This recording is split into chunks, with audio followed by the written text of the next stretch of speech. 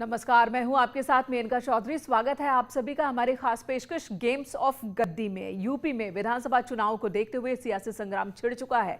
हर party अपने अपने voters को साधने की कोशिश में जुटी है। ये सब इसलिए किया जा रहा है ताकि 2022 चुनाव में अपना दम दिखाया जा सके। लेकिन क्या पार्टियों के दावे के मुताबिक वैसा ही होगा जैसा कि पार्टियों ने गुणा गणित कर रखा है, या फिर 2022 आते आते समीकरण बदल जाएंगे? वैसे तस्वीर साफ होती जा रही है। ब्राह्मण वोटर इस वक्त सभी पार्टियों के केंद्र में है। हर कोई ब्राह्मणों को रिझाने में जुटा है। बिसात बिछानी शुरू कर दी गई है। तो क्या इस बार ब्राह्मण वोट ही सत्ता की चाबी बनेगा?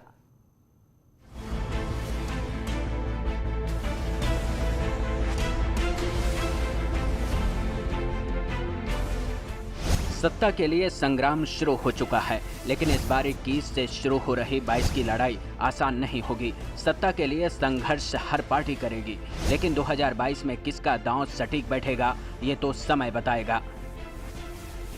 बीएसपी ने अयोध्या से ब्राह्मण सम्मेलन की शुरुआत की और देखते ही देखते समाजवादी पार्टी भी पंडितों की तरफ झुकती दिखाई दी। 5 नेताओं से मुलाकात कर अखिलेश यादव ने संदेश साफ दिया कि हमारी पार्टी भी ब्राह्मणों की हितैषी है। तो क्या इस बार कोर वोटर के साथ ब्राह्मणों के 10 से 12% वोटरों पर सबकी नजर रहेगी? क्या ब्राह्मण ही यूपी की सत्ता की चाबी बनेंगे? इसलिए बीएसपी ने सबसे पहले दांव चला। पीछे पीछे लगे रहेंगे, पिछलग्गू की तरह अगर पीछे चलते रहेंगे तो उससे कोई फ़र्क नहीं पड़ता। अब तो वो जब हम लोग आगे निकल पड़े हैं और आके हैं, तो ब्राह्मणों को जिस तरह से उन्होंने सताया था 2007 के पहले, और ब्राह्मण समाज ने उनकी सरकार को उल्टा करके बाहर कर दिया था। और इसीलिए क्योंकि उनको दलितों के साथ में ब्राह्मण समाज को ऊपर जो अत्याचार हुए थे, हत्याएं हुई थी, मारे गए थे, प्रताड़ित किए गए थे, बेइज्जत किए गए थे, तो अब वो अगर खाली दिखाने के लिए चल रहे हैं तो ब्राह्मण समाज बुद्धिजीवी समाज है, उसको मालूम है कि अब हमें किसके साथ जाना है। वैसे कौन किसके साथ जाएगा ये तो 2022 विधानसभा चुनाव के रिजल्ट के बाद ही पता चल पाएगा। लेकिन वोटरों को साधने की कोशिश में हर पार्टी लगी हुई है। हर किसी को भरोसा है कि जिनकी वो बात कर रहे हैं वो उनके साथ चलने को तैयार हैं। इसलिए मायावती ने इस बार फिर से सतीश चंद्र मिश्रा का हौसला बढ़ाने की कोशिश की है। मायावती ने अपने ट्वीट में लिखा है, मेरे निर्देशन में पार्टी महासचिव और राज्यसभा सांसद सतीश चंद्र मिश्र द्वारा यूपी में चल रही प्रबुद्ध वर्ग संगोष्ठी, जो ब्राह्मण सम्मेलन के नाम से काफी चर्चा में है, के प्रति उत्साहपूर्ण भागीदारी ये प्रमाण है कि इनका बीएसपी पर सजग विश्वास है, जिसके लिए सभी का दिल से आभार। अयोध्या से 23 जुलाई को श्री रामलला के दर्शन से शुरू हुआ ये कारवां अंबेडकर नगर और प्रयागराज से होता हुआ लगातार सफलतापूर्वक आगे बढ़ता जा रहा है, जिससे विरोधी पार्टियों की नींद उड़ रही है। इसी को रोकने के लिए अब ये पार्टियां किस्म किस्म के हथकंडे अपना रही हैं। इनसे सावधान रहें। दरअसल मायावती ब्राह्मण और दलित गठजोड़ कर एक बार फिर से सियासत के केंद्र में आना चाहती हैं और ये फॉर्मूला 2007 में मायावती आजमा चुकी हैं। इसलिए उनको भरोसा है कि अगर सोशल इंजीनियरिंग के फॉर्मूले पर कामयाबी मिल जाए तो एक बार फिर से यूपी की सत्ता में आने का सपना पूरा हो सकता है। इसके लिए मायावती यूपी के 10% ब्राह्मणों को साधना चाहती हैं, जबकि उन्होंने 23% दलित वोटरों पर अपना भरोसा पहले ही जता चुकी हैं। और बीएसपी के साथ जुड़े हमारी सरकार बनाने में पूरा इन्होंने सहयोग दिया, वोट भी दिया, तन मन धन से पूरा। लेकिन हमारी सरकार जब बनी तो हमने इनके हितों का हर मामले में हर स्तर पर पूरा ध्यान रखा। लेकिन अब वो पछता रहे हैं, इनके बहकावे में आ गए। दलित लोग इनके बहकावे में नहीं आए। वैसे चुनाव जैसे जैसे आगे बढ़ेगा वैसे वैसे सियासत के केंद्र में और भी जातियां आएंगी। हर किसी का अपना अपना दावा होगा। हर कोई हर जाति के साथ विकास का ढोल पीटेगा और हर कोई उनका हितैषी बनने की कोशिश करेगा। लेकिन बीजेपी को भरोसा है कि उनकी पार्टी ने सबका साथ, सबका विश्वास के साथ काम किया है, इसलिए हर कोई उनके साथ जाएगा। जो लोग बांटने की कोशिश कर रहे हैं उनको जनता सबक सिखाएगी। कोई बसपा से प्रभावित नहीं होने वाला, कोई सपा से और कांग्रेस से प्रभावित नहीं होने वाला।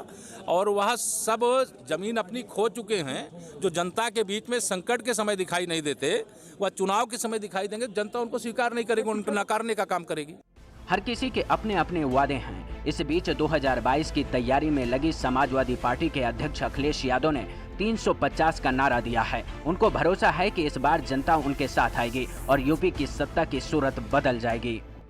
लगातार जनता के बीच में रहेगी और जनता का समर्थन जुटाएगी। कितनी सीटें मिलेंगी? क्या 350 सीटें समाजवादी पार्टी जीतने जा रही है अपने अलायंस कर करके। तो जो अखिलेश यादव दावा कर रहे हैं, क्या ऐसा होगा? क्या समाजवादी पार्टी इस बार 350 के आंकड़े को छुपाएगी?